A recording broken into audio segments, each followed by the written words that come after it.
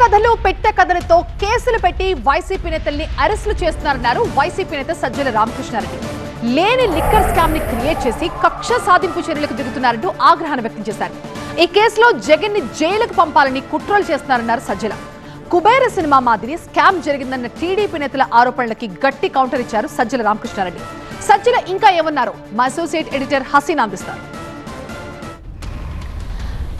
ఆంధ్రప్రదేశ్లో liquor case ఇప్పుడు hot టాపిక్గా మారింది. ఈ కేసులో వైఎస్ఆర్సీపీ అనేక ఆరోపణలు ఎదుర్కొంటుంది. వస్తున్న ఆరోపణలపై ప్రస్తుతం మనతో మాట్లాడడానికి పార్టీ స్టేట్ కోఆర్డినేటర్ అలాగే ప్రధాన కార్యదర్శి సజ్జల రామకృష్ణారెడ్డి గారు ఉన్నారు.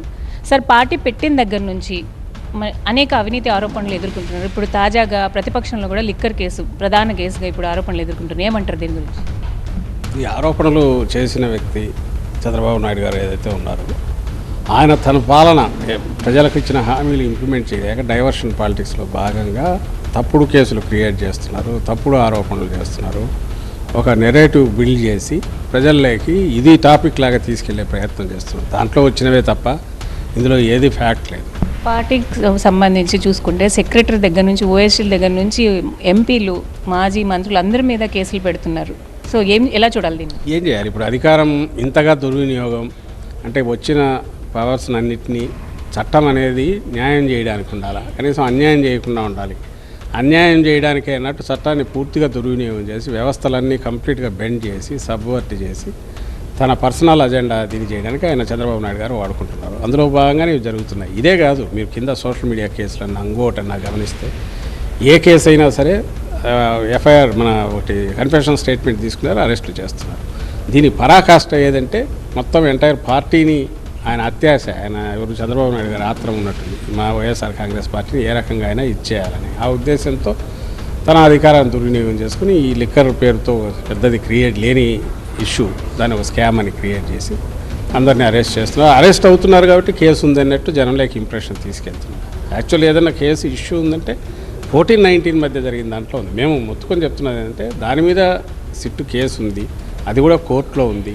దాంట్లో A3గా ఆయన ముద్దాయిగా ఉన్నాడు చంద్రబాబు నాయుడు, యాంటిసిపేటరీ బెయిల్ తీసుకుని ఉన్నారు. దానికి సంబంధించి ఎందుకు ఎంక్వైరీ జరపట్ల, అది క్లోజ్ చేయాలని చూస్తున్నారు. ఇంకో పక్క అది తప్పించుకోవడానికి ప్రజల నుంచి దృష్టి మళ్లించడానికి ఇది కొత్తది బిల్డ్ చేశాడు. అందులో భాగంగానే అక్రమ అరెస్టులు జరుగుతున్నాయి అనేది మేము ఆ దృష్టితో చూస్తున్నాం. అందుకు ఈ తప్పుడు కేసులు తప్పుడు అరెస్టులు కాబట్టి వాటి గురించి మేము పెద్ద ఫీల్ కావట్లా.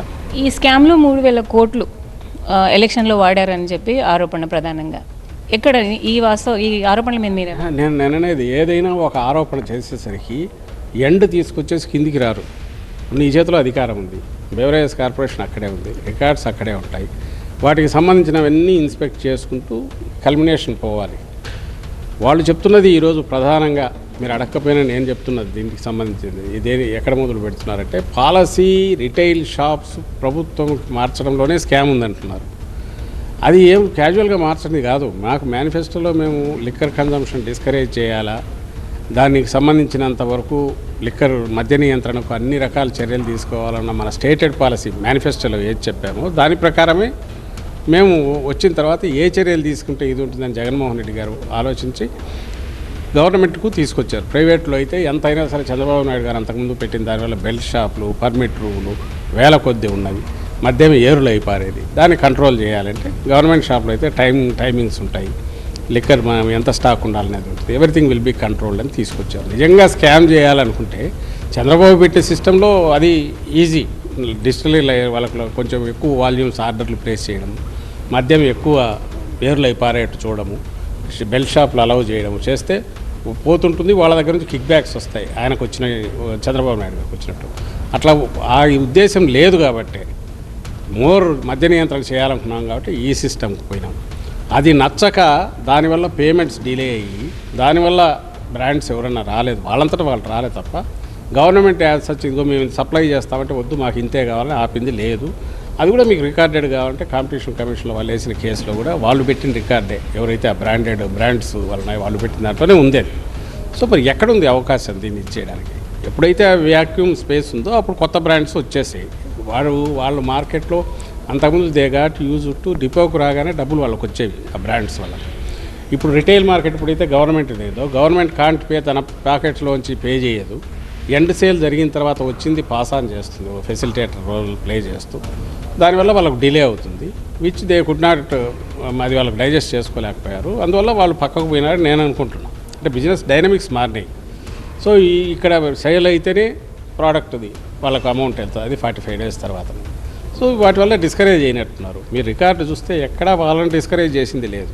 వాళ్ళకు అలౌ చేశాము, ఇండెంట్ ఎంత పెడితే అంత ఇస్తూ వచ్చారు మా బ్రాండ్స్. కానీ క్యాష్ లావాదేవీలు జరగడం అంటే ఇప్పుడు డిజిటలైజేషన్ ఇప్పుడు జరగట్లేదా క్యాష్ లావాదేవీలు? మీరు పోయి చూడండి.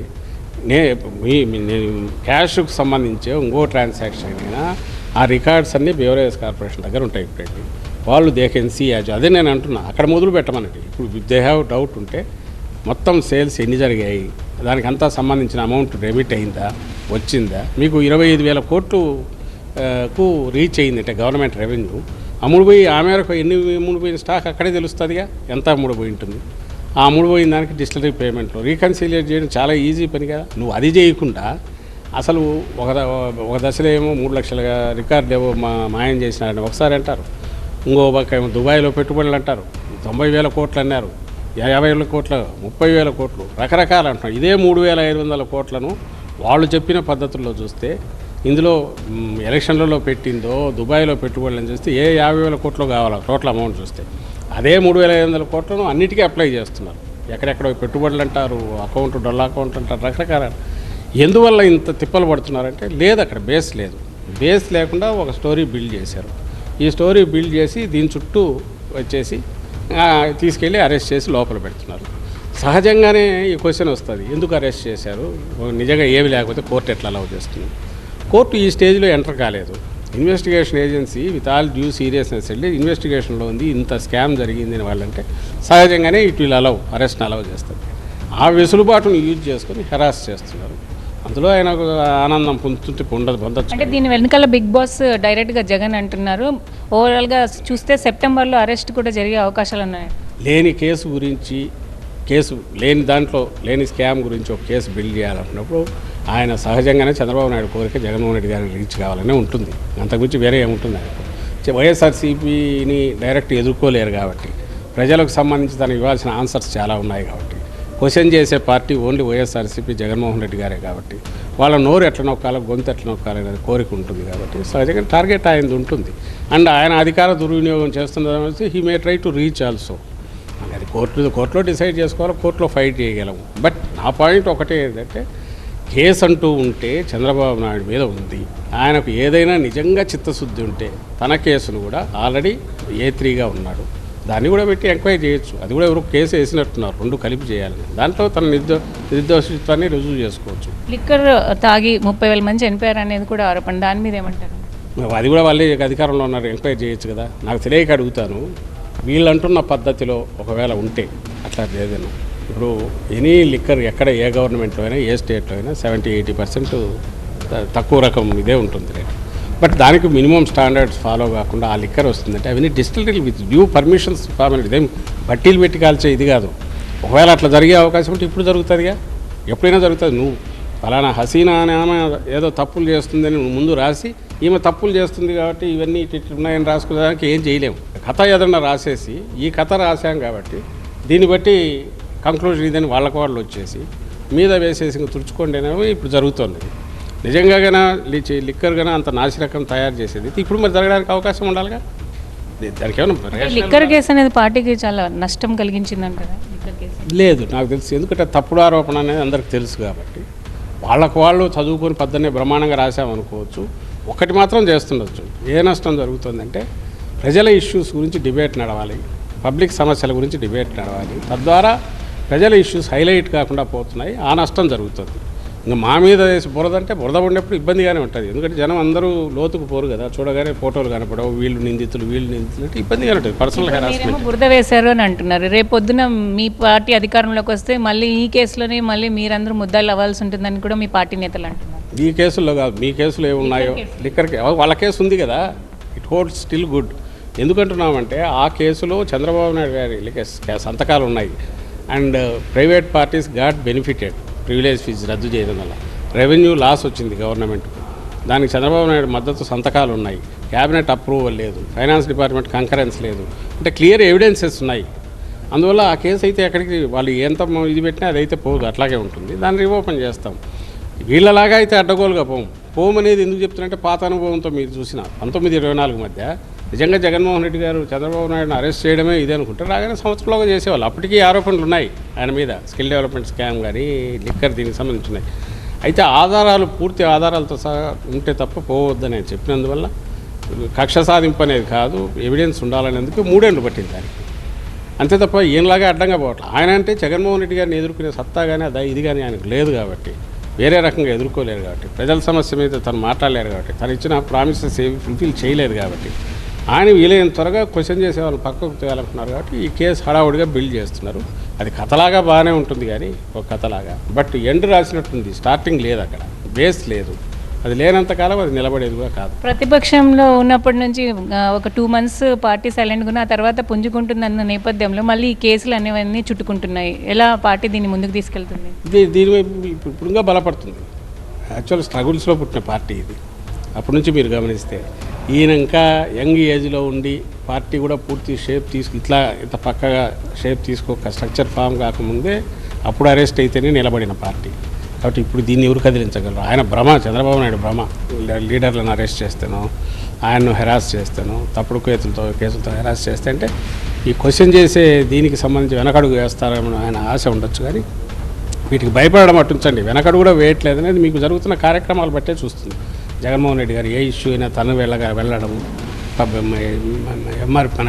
మన సపోర్ట్ మినిమం సపోర్ట్ ప్రైస్ మీద మ్యాంగోకి కానీ ఇంకోటి కానీ పొగాకు కానీ పబ్లిక్లోకి వెళ్ళడం కానీ, ఇప్పుడు మేము చేస్తున్న బాబు షూరిటీ మోసం గ్యారెంటీ కార్యక్రమం కింది వరకు చైతన్యపరిచేది ఆ కార్యక్రమం కానీ ఏది అవుతుంది, ఎవ్రీథింగ్ ఈజ్ గోయింగ్ ఆన్. ఇప్పుడు పార్టీ అధినేత అరెస్ట్ అయితే మరి పార్టీకి గడ్డు కాదు.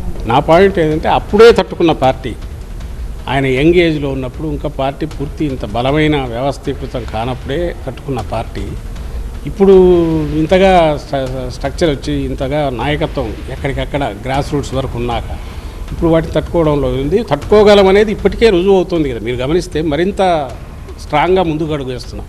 కాదు సార్, ఇప్పుడు ఇంత 3,000 కోట్లు స్కామ్ అంటున్నారు, ఇంతమందిని అరెస్ట్ చేస్తున్నారు, దీంట్లో ఐపీఎస్లు కానీ ఐఏఎస్లు కానీ వీళ్ళందరినీ కూడా తీసుకుని వస్తున్నారు. సో మీరు అసలు ఎలాంటి ఆధారాలే లేవు అని అంటారా, కొట్టిపాడేస్తారా? ఛార్జ్షీట్లో వాళ్ళు అన్నదాని ప్రకారం 2 ప్రధానమైన ప్రెమైస్ మీద బేసిస్ మీద పోతున్నారు. ఒకటి, పాలసీ గవర్నమెంట్ షాపులకు మార్చడంలో ఫస్ట్ కుంభకోణానికి అక్కడ తెరబడింది. నేను అడుగుతాను, చంద్రబాబు వేసిన రాజబాట ఉండగా ఏది దోచుకోవడానికి బెల్ట్ షాపులతో సహా కిందికి పోయి వేల కోట్లు లక్షల కోట్లు అయినా సరే తీసుకోవడానికి వీళ్ళు సిస్టమైజ్ చేశాక, డిస్టిలరీలన్నిటికీ ముబ్బడిగా ఆర్డర్లు ఇచ్చి వాళ్ళ దగ్గర నుంచి వాళ్ళని బెనిఫిట్ చేశాక, వాళ్ళ లైసెన్స్లు ఇవన్నీ పెంచేసి ఇదేయాక అది సులభమా? అట్లా కాకుండా ఇవి తీసేసి అకౌంట్ ఫార్ చేయాల్సిన గవర్నమెంట్ షాపుల నుంచి వాటి నుంచి వస్తుంది అనుకోవడం సులభమా? ఇట్లా తినడం సులభమా? ఇట్లా చేయి తిప్పుకొని తినడం సులభమా? దానికోసం ఓ పాలసీ ఎవాల్వ్ చేయాల్సిన అవసరం ఏముంది? ఎందుకు చేశారు? మేము మద్య నియంత్రణ చేస్తామని ప్రకటించాం కాబట్టి ఎట్లా డిస్కరేజ్ చేయాలి, ఎట్లా నియంత్రించాలి కన్జంప్షన్ అనడానికి ఆ పెద్దలు బ్రాండ్లకు సంబంధించి మీరు అడిగారు. మీరు దాంట్లో చూస్తే మనకు డేటా ఎక్కడ దొరుకుతుందంటే వాళ్ళు కాంపిటీషన్ కమిషన్కి వెళ్ళారు. అక్కడికి వెళ్ళాక వాళ్ళ క్లెయిమ్ ఏంటంటే మమ్మల్ని డిస్కరేజ్ చేశారు, ఆర్బిటరీగా బిహేవ్ చేశారు. ఏది బెవరేజ్ కార్పొరేషన్ పేమెంట్స్ డిలే చేశారు. పేమెంట్స్ అంతకుముందు మాకు డిపో దగ్గర వచ్చేవి, ఇప్పుడు కింద అమ్ముడు పోయినాకనే ఇస్తామన్నారు. ఇవన్నీ దేని వల్ల వచ్చాయి? సిస్టమ్ కింద రిటైలింగ్ ఎప్పుడైతే మారిందో, అంతకుముందు డిపో స్థాయిలోనే వీళ్ళు ఎవరు మన ప్రైవేట్ బిజినెస్ మన రిటైలర్స్ కొనుక్కొని పోయేవాడు, అంటే డబ్బు అక్కడికే వచ్చేది. ఆ అమౌంట్ వీళ్ళు పాస్ ఆన్ చేయడానికి అవకాశం ఉండేది. గవర్నమెంట్ అయిన తర్వాత గవర్నమెంట్ యాక్టెడ్ లైక్ ఏ ఫెసిలిటేటర్ కింద రోల్ అన్నాక, కింద సేల్ అయినాక అది తీసి ఇవ్వడం మొదలుపెట్టింది. ఈ డిలే ఎందుకు జరిగిందంటే గవర్నమెంట్ డెసిషన్ కాదు, సిస్టమ్ మారడం వల్ల వచ్చింది. అలాగే మాన్యువల్ సిస్టమ్కు ఆర్డర్ ఫర్ సప్లై ఆర్డర్లు ప్లేస్ చేస్తున్నారంటే ఈ కొత్త సిస్టమ్ ఆటోమేటిక్గా పెట్టడానికి కుదరదు కాబట్టి ఇండెంట్ తీసుకొని చేశారు. అంతకుముందు కూడా ఇండెంట్ తీసుకునేవారు. క్వశ్చన్ వచ్చి వాళ్ళు పెట్టిన ఇండెంట్ ఏదైతే ఉందో, మేము ఇంత సప్లై చేస్తామంటే మీరు అంత వద్దు ఇంత తక్కువ చేయండి అని అంటే అది కార్పొరేషన్ తప్పు, అంటే వాళ్ళు డిస్కరేజ్ చేస్తుందని. వాళ్ళు ఎంత అడిగితే అంతా ఇచ్చారు. మరి ఎక్కడ డిస్కరేజ్ చేసిందంటే ఫోన్లు చేసి మీరు తక్కువ ఇండెంట్ పెట్టండి అని అడిగారు అని అంటారు. Does it stand? ఎక్కడైనా నిలబడుతుందా? దే ఆర్ బిగ్ ఎంటిటీస్, వాళ్ళు రాయొచ్చుగా మీరు ఇట్లా అడుగుతున్నారని. ఏపీలో వాళ్లకు ఎంకరేజింగ్ వాతావరణం కనపడలే, డిస్కరేజింగ్ వాతావరణం కనపడింది. పేమెంట్ డిలే అవుతుంది. పేమెంట్ డిలే కావడానికి కాన్షియస్గా కాదు, కొత్త బ్రాండ్ కూడా అంతే డిలే అయింది. కొత్త బ్రాండ్స్కి ముందు ఇచ్చింది లేదు. ఎందుకంటే నేను చెప్పిన రీజన్, గవర్నమెంట్ తన పాకెట్లోంచి ఎందుకు ఇస్తుంది, సేల్ అయిన తర్వాత ఇస్తుంది. అంతకుముందు ప్రైవేట్ వ్యాపారి తీసుకుపోయేవాడు, ముందే వచ్చేది. ఇప్పుడు కస్టమర్ కొంటే తప్ప రావట్లా, అందువల్ల డిలే అయింది. వాడికి ఈ మార్కెట్ అంత ఎంకరేజింగ్గా లేదు, ఇంకో మార్కెట్లోకి వెళ్ళాడు. ఇక్కడ ఒక అలిగేషన్ చేయాలని చూశారు వాళ్ళు. కాంపిటీషన్ కమిషన్లో మీరు చూసినా రికార్డు ఓపెన్ డొమైన్లో ఉండేది, దాంట్లో ఉంటుంది. వాళ్ళు ఇండెంట్ ఎంత పెట్టారో అంతా వీళ్ళు ఆర్డర్ ప్లేస్ చేశారు. ఇండెంట్ పెట్టినంత ఆర్డర్ ప్లేస్ చేసినప్పుడు where does the question arise? ఇప్పుడు ఇది ఎవరి మీద ఎవరైనా చేయొచ్చు. నేనేమంటున్నా, చంద్రబాబు నాయుడు గారికి సంబంధించి మాకు పక్కా ఆధారాలు ఉన్నాయి కేసు పెట్టడానికి. ఏమని? ప్రివిలేజ్ ఫీ కింద 1300 కోట్లు వచ్చేవి నువ్వు వేవ్ ఆఫ్ చేశావు, క్యాబినెట్ అప్రూవల్ లేదు, ఫైనాన్స్ డిపార్ట్మెంట్ ఫైనాన్స్ కంకరెన్స్ లేదు, అండ్ చంద్రబాబు నాయుడు సంతకాలు ఉన్నాయి బార్లకు సంబంధించి. అయితే ముందు దానికి ఆయన హీ వాజ్ అవేర్ అనడానికి కాపీ టు పిఎస్ అని ఆ జీవో ఏదైతే ఇష్యూ చేశారో, మిగిలిన పాలసీ రిలేటెడ్ జీవోలు 2 క్యాబినెట్లో డిస్కస్ చేశారు తప్ప ఇది ఆ రోజే రిలీజ్ చేసి ఆయన దీన్ని మాత్రం తీసుకురాలేదు. ఆయన కాపీ పెట్టారు అంటే హీ వాజ్ అవేర్ అని తెలుస్తుంది. ఇంకో దాని మీద అయితే బార్లకు ఇచ్చిన ప్రివిలేజ్ ఫీ రద్దు అయితే సంతకం కూడా ఉంది, ఆయనది, మంత్రిది ఉంది, ఆయనది ఉంది. ఇవి అలాగే డిస్టిలరీలకు ఎక్స్ట్రా పర్మిషన్ ఇచ్చారు against expert committee advise chief minister. దీంతో ఇవి క్లియర్ కట్ ఎవిడెన్స్లు. ఇవి ఇక్కడ అట్లాంటివి ఏమైనా ఉన్నాయా? ఇక్కడ ఎప్పుడు అట్లాంటివి చూపగలరంటే నువ్వు ఒకవేళ ఇన్వెస్టిగేషన్ ఇక్కడ మొదలు పెడితే నువ్వు అట్లాంటివి చూపే ప్రయత్నం కుబేరా మూవీలాగా స్కామ్ చేశారని అంటున్నాను. అదే నేను అంటున్నా కదా, సినిమా కథకు ఇది పనికొస్తుంది. నిజంగా గన ఏదైనా జరిగి ఉంటే వాళ్ళు ఎక్కడ మొదలు పెట్టేవాళ్ళంటే ఇదిగో ఇక్కడ ఇప్పుడు మేము అంటున్నట్టు చంద్రబాబు నాయుడు దీనివల్ల మేము అంటున్నాం ప్రివిలేజ్ ఫీ 1300 కోట్లు లాస్ కావడం అనేది అంతకుముందు వసూలైందని చూస్తే అక్కడే తెలుస్తుంది. ఇక్కడ ఏ రకంగా మీరు అంటున్నారంటే లేదు కాబట్టి ఒక స్టోరీ అయితే అల్లారు కథ, కానీ లింక్ లేకుండా పోయింది. యాక్చువల్లీ ఇక్కడ ఈ మెయిన్ దీనికి ఎక్కడ లింక్, గవర్నమెంట్ ఏ రకంగా తప్పు చేసింది లేదంటే కార్పొరేషన్ ఎక్కడ తప్పు చేసింది అనడానికి లింక్ లేదు. సేల్ జరిగింది, బాటిల్ స్టాక్ ఏమొచ్చింది, ఇవన్నీ బెవరేజ్ కార్పొరేషన్లో ఉంటాయిగా, అది చేసి చెక్ చేసి అక్కడ ఫ్లా కనపడితే ఇది ఏ లెవెల్లో దీనివల్ల డెసిషన్ జరిగిందని నెక్స్ట్ పోవచ్చు. This should be normal invest. అట్లా కాదు, వీళ్ళు ఈ ఎండ్కి వచ్చి ఇక్కడ నుంచి మొదలుపెట్టి కంక్లూజన్కి ముందు వచ్చి ఇంత అమౌంట్ వచ్చేసిందని చెప్పి దాన్ని తీసుకొచ్చేసి కలుపుకుంటూ వచ్చారు ఇక్కడికి. దానివల్ల ఏమవుతుంది, సగంలో వచ్చి ఆగింది. మీరు అడిగే క్వశ్చన్లన్నీ సినిమా ఎండ్ చెప్తున్నారు లేదా మిడిల్ చెప్తున్నారు ప్రాసెస్. స్టార్టింగ్ ఎక్కడని అడిగితే వాళ్ళ దగ్గర లేదు.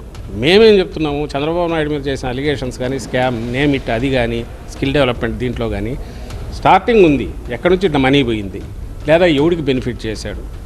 స్కిల్ డెవలప్మెంట్లో మనీ ఇక్కడ నుంచి పోయింది, డొల్ల కంపెనీలోకి వెళ్ళింది, పట్టుకుంది ఓ సెంట్రల్ ఏజెన్సీ, క్లియర్గా తెలుస్తుంది. ఐటీ నోటీసులు ఆయనకి ఇచ్చినవి ఉన్నాయి, వాడు క్లియర్గా చెప్పాడు. పెండ్యాల శ్రీనివాస్ అని పిఎస్ చెప్పాడు, షాపూర్జీ పల్లంజీ వీటికి సంబంధించి ఎల్ఎన్టీకి సంబంధించి అక్కడ నుంచి కలెక్ట్ చేసి నేను ఇచ్చాను అనేది వాళ్ళ ఇది ఉంది. అది చేసింది ఐటీ డిపార్ట్మెంట్, వాళ్ళు నోటీస్ ఇచ్చారు, ఆ కేసు ఇంకా తేయలేదు. అంటే వాళ్ళ స్టేట్మెంట్ ఉన్నాయి, రికార్డెడ్ ఉంది, చంద్రబాబు నాయుడు ఫైనల్ బెనిఫిషియరీ ఉంది, అదంతా దట్ ఈస్ దేర్ వాటికి సంబంధించినంత. ఇక్కడ అలాంటిది మీరు ఒక్కటన్నా చేశారు. అదే షాపూర్ చెప్పాలంటే ఎల్ఎన్టీకి ఇప్పుడు మళ్ళీ కాంట్రాక్ట్లు ఇచ్చారు అమరావతిలో. ఎవరు క్వశ్చన్ చేసేవాళ్ళు, అది బయటికి దాని గురించి డిస్కషన్ కూడా నడవట్ల. ఇక్కడ ఎక్కడన్నా అలాంటిది పాయింట్అవుట్ చేసి ఆయన డిస్టిలరీ లైసెన్స్లు ఎక్స్ట్రా ఇచ్చినవన్నీ 2 వాళ్ళ పార్టీ నాయకులవి, ఒకటి మా దగ్గర ఎంపీగా ఎలక్ట్ అయ్యి అవతలకు పోయిన ఎస్పీ వేరెడ్డికి ఎస్పీ సంబంధించి వాళ్ళకి బెనిఫిట్ చేసింది. ఈ అలిగేషన్స్ క్లియర్. అంటే నేనేమంటున్నానంటే చంద్రబాబు నాయుడు గారు చేసిన ప్రతి దాంట్లో కూడా చేసిన దగ్గర నుంచి ఎండ్ వరకు ఉన్న వాటితో జగన్మోహన్ రెడ్డి గారు సీఎంగా ఉన్నప్పుడు కేసులు పెట్టిస్తే వాటిని ఈరోజు క్లోజ్ చేసుకుంటున్నారు.